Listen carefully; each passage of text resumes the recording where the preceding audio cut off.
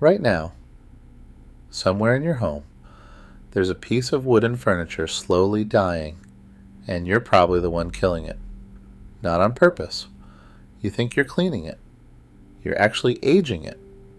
In Japan, wooden pieces get handed down for generations, still smooth to the touch, still quietly glowing, even after 50 or 100 years.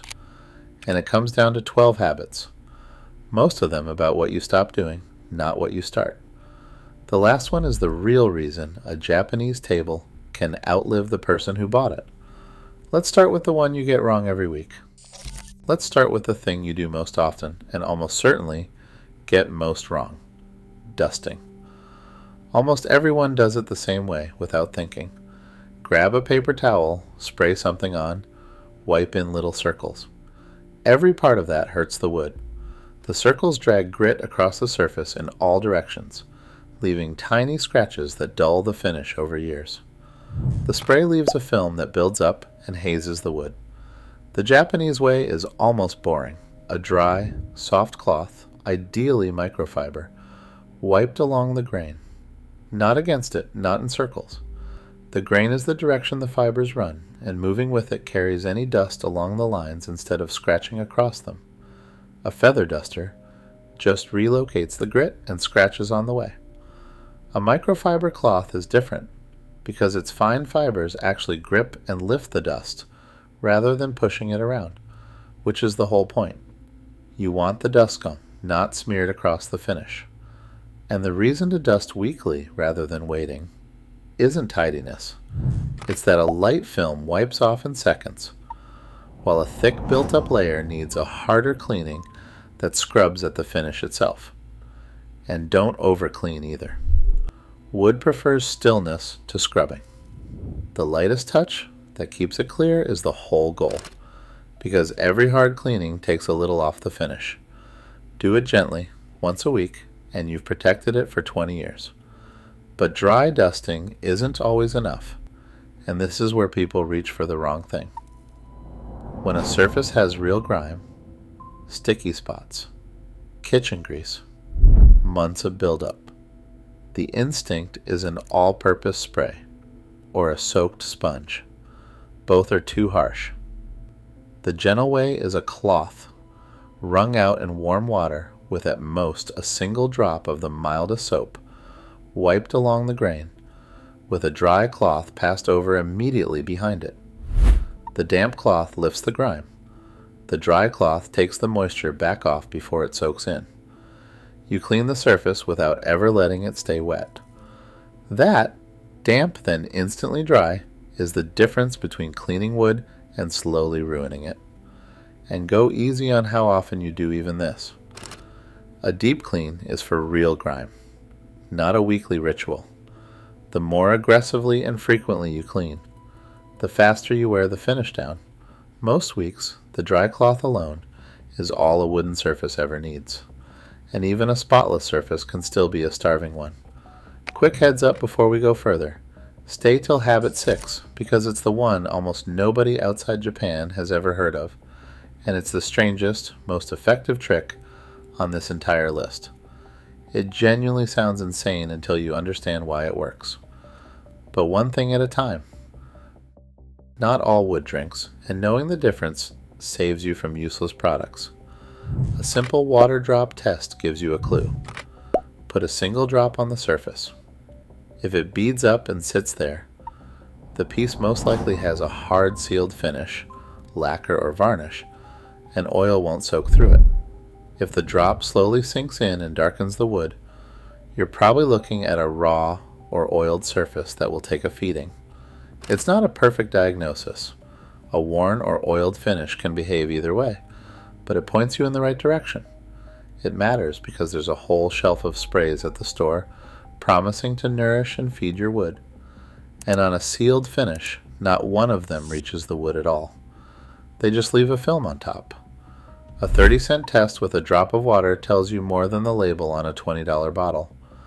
Now, once you know what you're working with, you can actually feed it properly, which is the next habit, and the one people get most wrong in the other direction. One thing people get wrong: Some wood finishes benefit from periodic oiling, and others absolutely don't. The first mistake is treating every wooden surface the same. Raw or oil-finished wood can dry out over the years, growing dull and brittle, and that's the wood that genuinely wants feeding. A surface sealed under a film finished like varnish or lacquer doesn't need it. The oil just sits on top. For the wood that does want it, the old Japanese answer is oil, traditionally camellia oil, worked into the surface along the grain, left half an hour to soak in, then buffed off.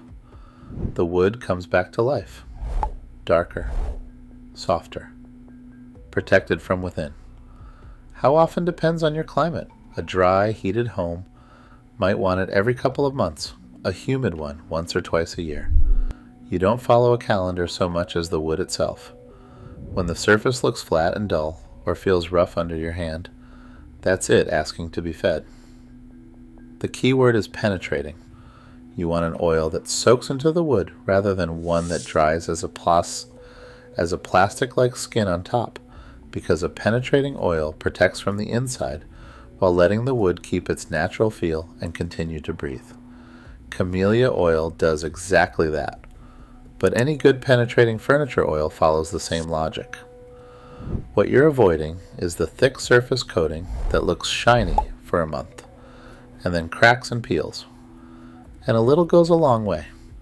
People tend to drown the wood in oil thinking more is better, but the wood can only drink so much. The rest just sits on top getting tacky and collecting dust. A thin coat, worked in, given time, buffed off. That's the whole method, and it's almost impossible to get wrong once you stop overdoing it. But feeding the wood is only worth it on the right kind of piece. And there's one type where the opposite is true, where the more you use it, the better it gets. Using it is caring for it. This surprises people, and it's especially true of lacquered wood, that deep glossy finish the Japanese have made for thousands of years. Many traditional Japanese objects were made to be used, not shut away. With regular gentle use and wiping, a lacquered piece develops a patina, a soft, deepened glow that only comes from being lived with. A lacquered bowl hidden in a cupboard for protection ages worse than one used at the table every week, because the lacquer and the wood beneath it actually want a little moisture and handling to stay supple. Locked away bone dry for years, lacquer can grow brittle and cloudy. The thing you were protecting quietly deteriorates from neglect. Most things we own get worse the more we touch them.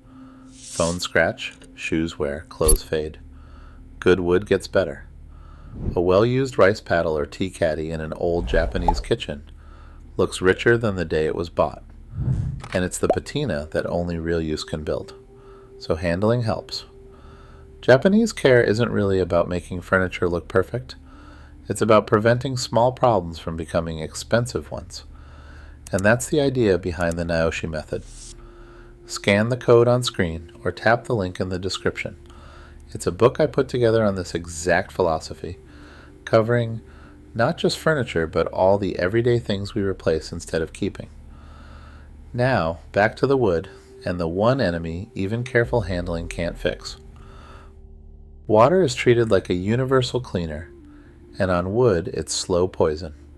A wet glass leaving a ring, a spill left through dinner, a soaking cloth, all of it sinks into the wood and causes swelling and staining, and those white clouds that never fully leave. The rule is simple. The longer water sits on wood, the deeper it can work in, and the greater the chance of staining or swelling. And the move is to blot, not wipe, because wiping just spreads it and drives it in. The finish decides how much time you have. A hard sealed finish buys you a little more. A soft oiled one, a lot less. That's why the same coffee mug leaves a faint mark on one table and a permanent white scar on another. If a white ring does form on an oiled piece, a little white vinegar mixed with oil, rubbed gently along the grain, often lifts it back out, because the ring is usually moisture trapped in the finish, not in the wood itself. but catching it before it sits beats every repair. But of everything on this list, the strangest protection of all is the one I teased at the start. Here it is. Habit 6, and this one changes how you think about protecting wood entirely. For their most exposed outdoor wood, house siding, fences, the boards that take the worst of the weather, the Japanese reach for fire. The technique is called Yakisugi, deliberately charring the surface of the wood with flame until it forms a black, carbonized layer. It sounds like destroying the wood, but that burnt layer is exactly what saves it. Charring makes the wood far more resistant to water and insects and slow to rot, and it's been used on the outside of Japanese homes and fences for centuries, lasting decades with almost no upkeep. The carbon layer has nothing left in it for insects to eat and nothing for water to soak into, so the wood underneath stays sound. Some charred facades in Japan have stood for 80 years or more, weathering rain and sun that would have rotted untreated wood in a fraction of the time. Now, this is a technique for exterior wood, not your dining table. And no, I'm not telling you to take a blowtorch to your furniture, but sit with the idea because it's the whole philosophy in one image. We usually think protection means adding a barrier, a coat of something. Yakisugi does the opposite. It changes what the surface is, turning the outer layer itself into armor. The Japanese don't fight the nature of wood. They ask what it's already good at and lean into it. Cedar chars well, and the char protects it, so they char it, rather than wrapping it in a coating that will eventually fail and need stripping and redoing. It's a lower maintenance answer that works with the material instead of against it. That same respect for the material shows up everywhere, including in the ordinary enemies most of us never think to guard against, like sunlight. Sunlight. That bright warm corner where you love to show off a nice wooden piece is, for the wood, a slow execution. Direct sun does two things at once. The light bleaches the color out, fading a rich walnut to a tired gray, and the heat dries one side faster than the other, which is exactly what warps and cracks it. Proof you've probably seen. Move a lamp or a book that sat in one spot for a year, and there's a darker patch underneath. The covered part kept its color. Everything around it bleached. If you can't avoid a bright room, rotate the piece or shift the thing sitting on it now and then, so no single strip takes all the light. It's why museums keep the lighting low on old wood and rotate their pieces out of the light. Even indirect daylight, the kind that fills a bright room without any direct beam landing on the furniture, pulls color out slowly over years. Wood has a long memory for sunlight, and it forgives nothing. Heat and light aren't the only thing in the air working against your wood, though. There's a quieter one. Humidity is the invisible one, and it's central to how the Japanese treat wood. Wood is always reacting to moisture in the air, swelling when it's damp, shrinking when it's dry.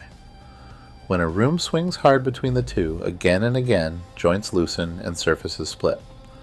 This is why an antique that survived a century in one house can crack within a year of moving to a home with different heating. The wood isn't weaker, it's being asked to expand and contract further and faster than it ever had to before. Solid wood especially never really stops moving. A wide tabletop can change measurably in width between a humid summer and a dry winter, and good old furniture was actually built to allow for that movement, which is part of why it lasted. The target is stability, somewhere around 40 to 60%. Below that, it cracks. Above it, it swells and molds. In a bone-dry heated house in winter, that can mean a small humidifier near a good piece. Some people even set a little bowl of water nearby, not touching it, just to keep the air around it from going bone dry. You don't need a gauge. You need to notice if your home is desert dry in winter or swampy in summer, your wood is feeling it. Stable air is long-lived wood. Once you've handled the big forces, sun, water, damp, the rest comes down to small daily protection. The Japanese protect a surface before it's ever threatened. A coaster under every glass. A mat under anything hot. Small felt pads under lamps and vases, so they never scratch when they're moved. It sounds fussy until you realize the alternative is a tabletop slowly collecting rings and scratches that no oil undoes. This is the whole mindset in one habit. The damage you prevent costs you nothing, and the damage you allow can cost you the piece. A 10-cent felt pad, or a lifetime of scratched wood. Put that way, it isn't much of a choice. And it's worth checking those felt pads every so often, because they wear flat and collect grit that turns the pad itself into sandpaper. The same goes for the underside of anything that sits on the wood and gets moved. A lamp base, a ceramic pot, a decorative box. The damage almost never comes from the object sitting still. It comes from the small drag of moving it, over and over, across a surface with nothing soft in between. One more layer to this, though, a habit that isn't about protecting the wood at all, but about knowing it. This next one is almost embarrassingly simple, and it's the one people break the most. Never drag furniture across the floor. When you shove a chair or a table instead of lifting it, every bit of that force goes straight into the joints, the same joints holding the whole piece together. Do it enough times, and they work loose. The frame starts to wobble, and a solid piece slowly turns rickety, not from age, but from being dragged a few inches over and over for years. Lift it or get a hand to lift it with you. And while you're at it, the feet themselves matter. Felt pads on the bottom of chair and table legs protect both the floor and the furniture, and they let a piece slide instead of catch if it ever does get pushed. It costs almost nothing, and it's the difference between a chair that stays tight for 50 years and one that's loose in 5. And when, despite all of it, a piece finally does break, there's one last habit that decides whether it's the end or not. And the real secret, the one that ties all of this together, is this. It was never really about how the Japanese clean wood, or oil it, or keep it out of the sun. It's that they don't treat a damaged piece as a disposable piece.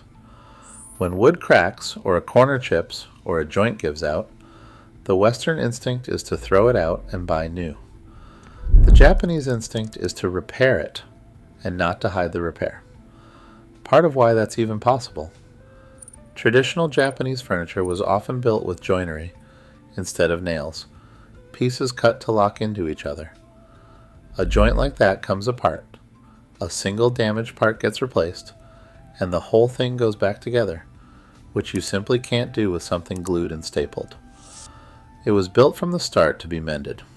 A crack in a fine tabletop can be filled, sometimes with lacquer dusted in gold, so the mend becomes part of the object's story instead of a flaw to disguise. The economics of it matter too. When something is built to be taken apart and mended, a single failure doesn't kill the whole piece. So the cost of keeping it for another 20 years is a small repair rather than a full replacement. A chair with one broken joint isn't firewood. It just needs that one joint fixed. We've largely forgotten this because so much of what we buy is designed to be impossible to repair. Glued shut, sealed, cheaper to replace than to fix. Japanese furniture making went the other direction, and that single choice is most of why the pieces last. It's the same spirit as kintsugi, repairing broken pottery with gold. The break isn't the end, it's a chapter. That's the last habit, and it's the one I promised at the start. So look back across all 12, and you'll notice something. Almost none of it is hard work, and almost all of it is restraint. Wiping with the grain, not against it. Feeding the wood, not stripping it. Keeping it out of the sun instead of showing it off in the light. Catching water before it sits. Using a piece instead of hiding it. Mending instead of tossing. We're taught that caring for something means doing more to it. Wood teaches the opposite. Do less. but do it with attention. None of these 12 cost real money.